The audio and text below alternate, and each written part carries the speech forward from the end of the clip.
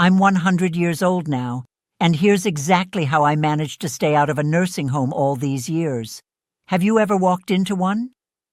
The air carries that unmistakable mix of strong bleach, institutional food, and something heavier, quiet regret, the kind that settles into walls and furniture after decades of lives put on pause. I made up my mind long ago, back when my knees still bent without complaint and my memory felt like an iron filing cabinet, that such a place would never be my final chapter. My name is Evelyn. Last April, I turned 100, surrounded by family who brought cake and stories instead of paperwork and pity. I still live in the modest brick house on Maple Street that Robert and I bought together in the spring of 1965, when the mortgage felt like an impossible dream and the backyard was nothing but weeds and possibility. These days, I cook my own breakfast, usually oatmeal with cinnamon and a handful of walnuts. Balance my checkbook by hand each Sunday afternoon, pay bills on time, and decide for myself when the lights go out at night. No nurse, no schedule, no buzzer. Just me. I'm not here peddling a secret formula or miracle supplement. I spent 40 years as a librarian. Facts and reason were my daily bread. I believe in evidence, in sensible habits, and in taking responsibility for the life you want to keep. Avoiding a nursing home has nothing to do with good fortune or genetics alone. It's the result of careful, intentional strategy, a personal campaign waged daily for independence and dignity. My own mother, bless her, was the heart of our family, warm, opinionated, the woman who could fix any quarrel with a slice of apple pie and a firm word. Yet in her final decade, she ended up in a facility 20 miles away. I visited every Sunday and watched, helpless, as the vibrant woman I knew gradually disappeared. She went from being the one everyone called for advice to simply room 214. Strangers decided when she ate, when she bathed, when she took her pills, when the lights went out. Her world shrank to the size of a single bed, a window with a view of a parking lot, and a call button she hated pressing. Seeing her fade like that carved something deep inside me. I promised myself then and there, not me. Her tragedy wasn't that she grew old. We all do.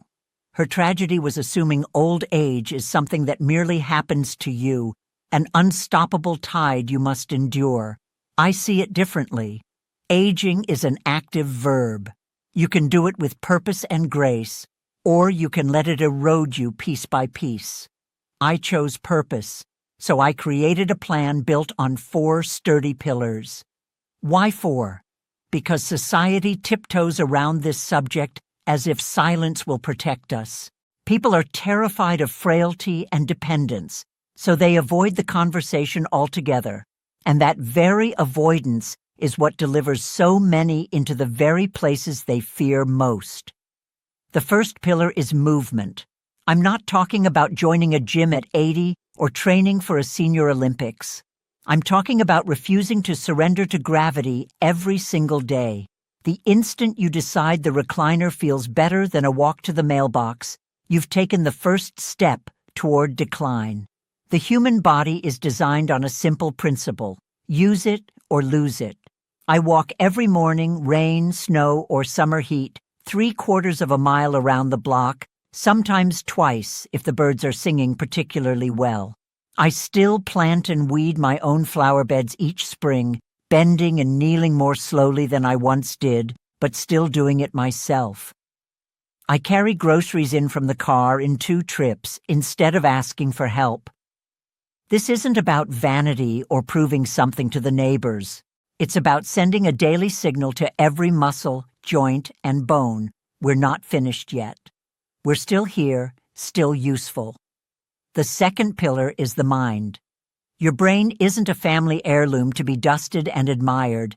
It's a living muscle that atrophies without challenge. The day you retire from your paying job should be the day you begin your most important career, the lifelong job of remaining curious and sharp. Every morning I sit at the kitchen table with coffee and the newspaper, front to back, even the obituaries, because every name tells a story worth knowing. I still do the crossword puzzle, cursing when I get stuck on a tricky clue and cheering when the final square fills in. 10 years ago, I joined a book club. Most of the members are women in their 50s and 60s.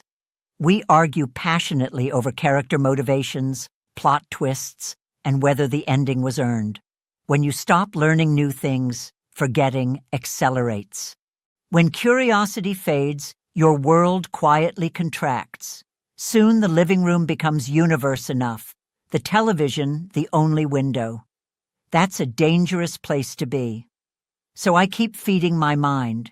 Last month I learned to make sourdough bread from a YouTube tutorial, even though my hands tremble a bit now when kneading. I watched a documentary series about deep-sea exploration and spent a week telling anyone who would listen about bioluminescent creatures. It doesn't matter what sparks interest. Gardening tips, history podcasts, a new language app. Just keep the upstairs lights burning bright. A lively, engaged mind is the strongest shield against being spoken to like a child or treated like one. The third pillar, and perhaps the hardest for many, is connection. Loneliness isn't merely unpleasant. It's toxic, a slow-acting venom that convinces you the world no longer needs you. When you start believing you're irrelevant, part of you begins to vanish long before the body does. Robert, my husband of 53 years, died 20 winters ago. After the funeral, the house felt impossibly large and achingly quiet. One February evening, snow falling so thick it muffled even the sound of passing cars. I sat in his old armchair, holding the newspaper he never finished reading that last morning. The silence pressed against my chest until I could hardly breathe.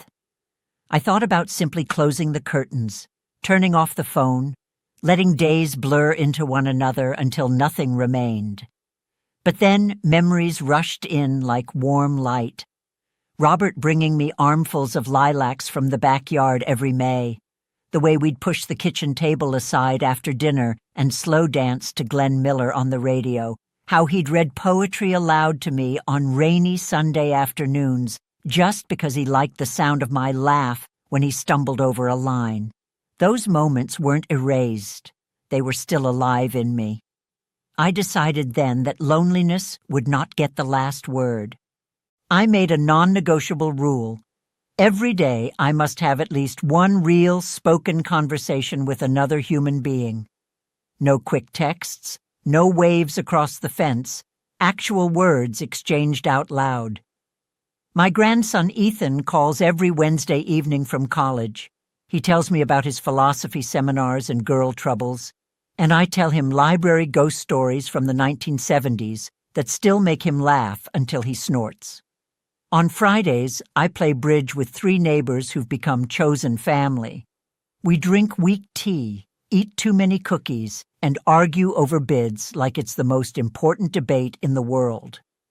Twice a week, I volunteer at the public library, reading picture books to preschoolers who climb onto my lap and ask endless questions. Their bright eyes and sticky fingers remind me I'm still needed, still part of the chain. I insert myself, politely, persistently, into other people's lives because the true opposite of connection isn't being alone. It's being forgotten entirely. The fourth pillar is the one most people avoid until it's too late. Honest preparation for the inevitable decline. You will get weaker. Balance will falter. Stairs will become enemies. Pretending otherwise isn't optimism. It's dangerous fantasy, and fantasy is what lands people in care facilities unprepared and frightened. When I was 75, still walking without a cane, and driving myself to the grocery store, I sat down and looked at this house with clear eyes. I hired a contractor to install grab bars in the shower and beside the toilet, not because I needed them yet, but because I knew one day I would. I had doorways widened to accommodate a future walker or wheelchair, even though the idea felt distant. I replaced slippery area rugs with secure flooring and added brighter lighting in hallways. I did all of it while my mind was sharp and my decisions were my own, not after a fall or a hospital stay forced the issue. Finances followed the same logic. I created a single, clearly labeled folder. My children know exactly where it lives in the hall closet. Inside are my will, durable power of attorney, advance healthcare directive, list of accounts, insurance policies, and a letter explaining my wishes in plain language. No one will have to guess what I want or fight over decisions when I'm no longer able to speak for myself. That folder is the most loving gift I've ever given my family. None of this is about fearing death. Death is certain. It arrives for every one of us. This is about refusing to let the years before death become a long surrender. It's about holding onto dignity, autonomy, and authorship of your own story until the very last sentence. So please, don't simply grow old. Age deliberately, fiercely, joyfully.